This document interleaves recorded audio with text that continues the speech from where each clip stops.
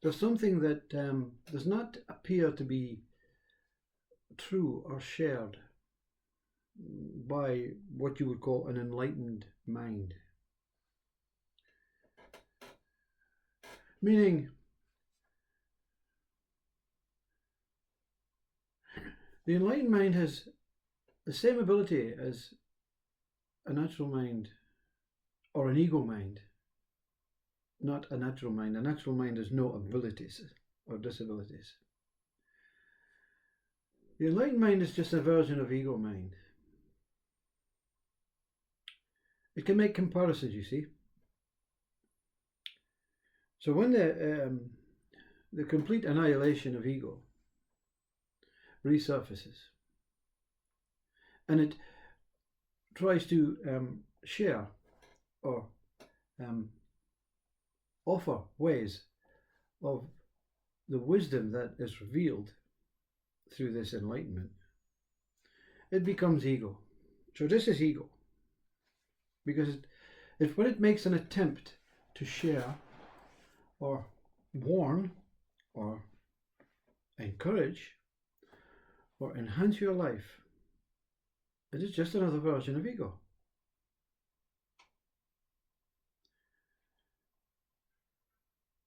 When you see with your mind's eye,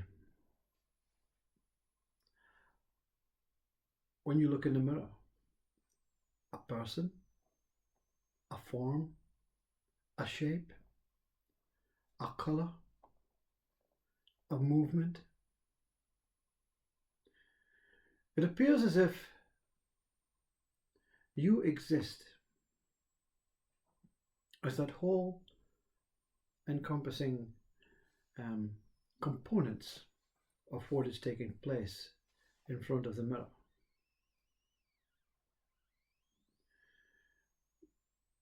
When there is no looker,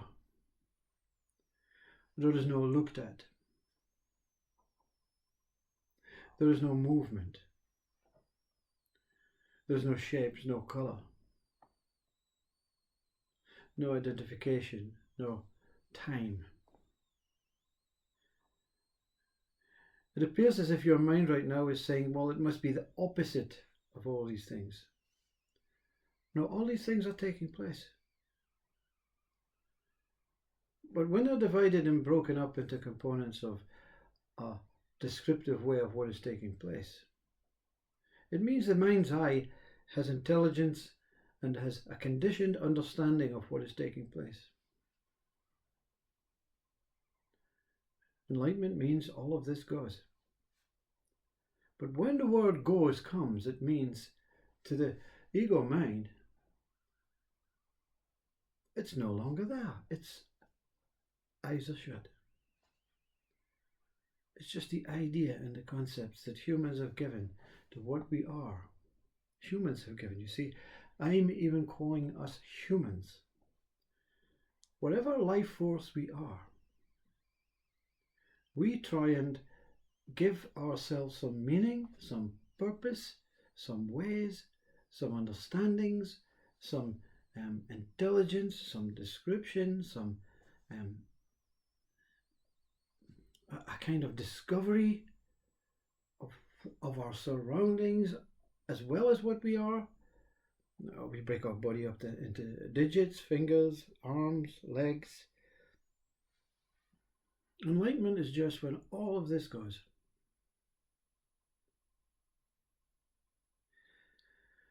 Now this can sound, wow, everything becomes one, non-duality. And all these elegant, wonderful speakers speak about non-duality. I made 300 videos when I was first introduced to my nothing state, my allness state, my non-duality state. But then when the ego returned, it says, no, you're making it sound as if it's joyful, as if it's something much, much more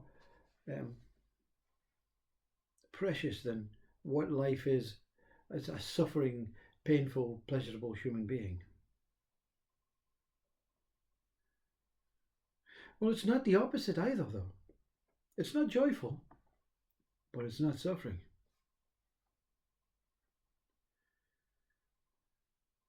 The idea of being whatever we are, with an incredible mind to keep us safe, sound, emotionally connected, loving, kind, pure being. That's the purpose. Whatever grows arms and legs from this purpose are just ideas and concepts of the ego that wants to make something out of it. Now you're wondering what this talk is getting at. If you take away joy, if you take away that experience, that all these non-dual, beautiful, eloquent, wow, you must try this Sat Chit Ananda state life experience, and you take away the destructive, the ego, the negative, the positive, the driving, the improving, the creating, the desperate, the boring, the distasteful life. Your mind then says, well, there's nothing else. There has to be negative or positive. There has to be enlightened or non-enlightened. Enlightened meaning joyful, beautiful, Sat Chit Ananda, Vedanta, empty, Buddha, incredible, loving, peace-living way. Others, just this bullshit, this crap life. And the funny thing is, you're born with a mind that does not compute with either of these ways. Your mind as a child is born as contentment. This is a mistake of speakers of spiritual status and saintly status. But if you really look at the true spiritual saintly speakers, you'll understand that they're not promoting enlightenment. They're not promoting awakenings and Sat Chit Ananda, pure God consciousness states. They're telling you everything's okay. Everything will take its own shape.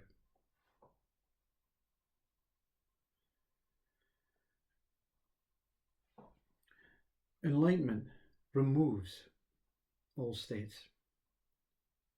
It removes your memory. See, most who want to experience awakening and enlightenment, if you want to experience anything in life, there has to be something that wants it to be added on to the CV of what I have already. Meaning, my name is Simon. I have done so many things in life. I'm willing to give everything up for this God state, for this experience that Ramana had, Eckhart Tolle had, Popsi had, Nasargada Maharaj had, Amuji had. Willing to give up everything for that experience. And when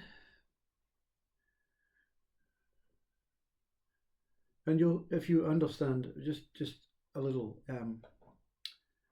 personal comment in this, if you understand, if you listen to all these speakers, they didn't want anything. They didn't want an experience that dissolved their initial experience. It just happened. It just happened. If you read the depth of Muji's words, it just happened. He was walking along, a cloud came, boom, Popsy in front of the mirror, boom. Not wanting, just surrendering.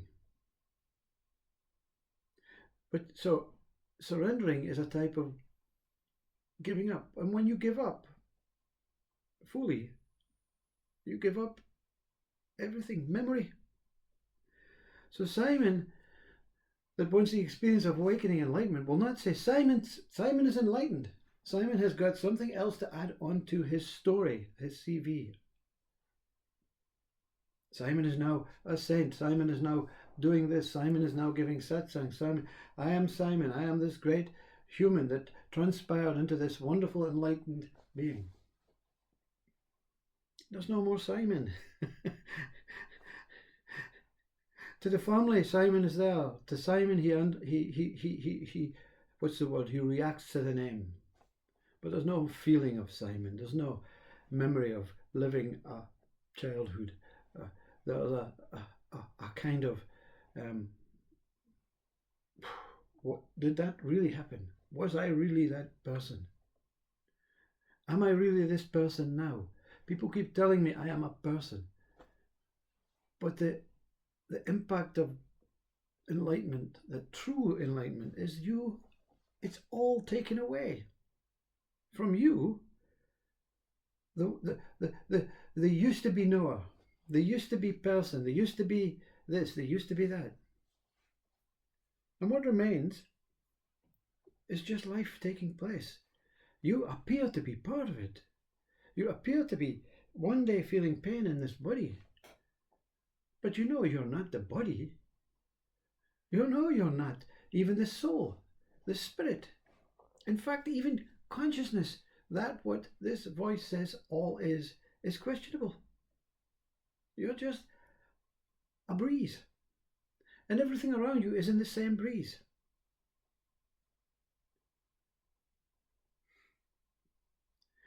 When you see a tornado coming and you see a car in a tornado, you see there's a car being flown about in this tornado. There's an ego separation of what is taking place. But you in this tornado of life are not the car. You are the whole tornado. Appearing and disappearing as a body, as a nobody. At night, at deep sleep, no car in the tornado. Not even the tornado has an impact on what is taking place. Enlightenment is boredom. Be careful what you want. Be careful what you wish for. Because you have this beautiful, wonderful, saintly experience of life. But you don't know anything about what's going on. You don't know anything about technology. You don't know anything about the names of the plants anymore. You don't know anything. You have to relearn it. If you want to relearn it, you have to be that child and go back to school. But most, they don't want to relearn it. They've been relearning it for years and years and centuries in body after body. Thinking constantly. It's the mind that will discover something. And the body will also be there when it discovers it. The discovery is when the mind and the body actually go away. But you don't want to hear about that because it appears to be negative. It's not negative. It's an incredible gift to be enlightened. It's an incredible gift to know about God and wisdom and how all of this started. But it's not an incredible gift to have the ability to share it.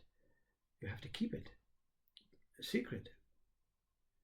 Because a mind that wants to know about it will decipher it, will reconnect from it, will analyze it, will look at it through the microphone or the what do you call that? Chemistry thing, the looking glass, and break it up and say, no, no, not true. Einstein says this, Plato said that, Socrates says this, what are you saying? So you keep quiet.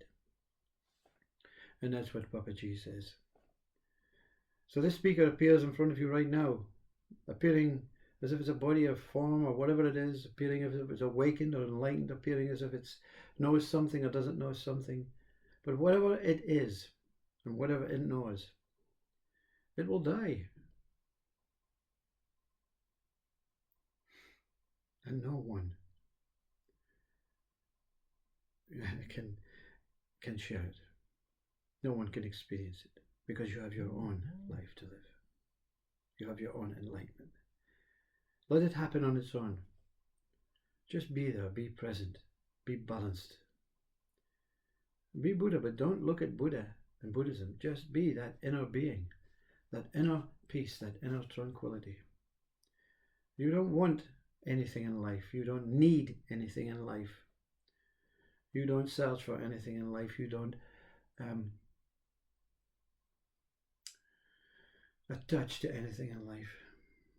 You don't associate with anything in life except life. And all is life.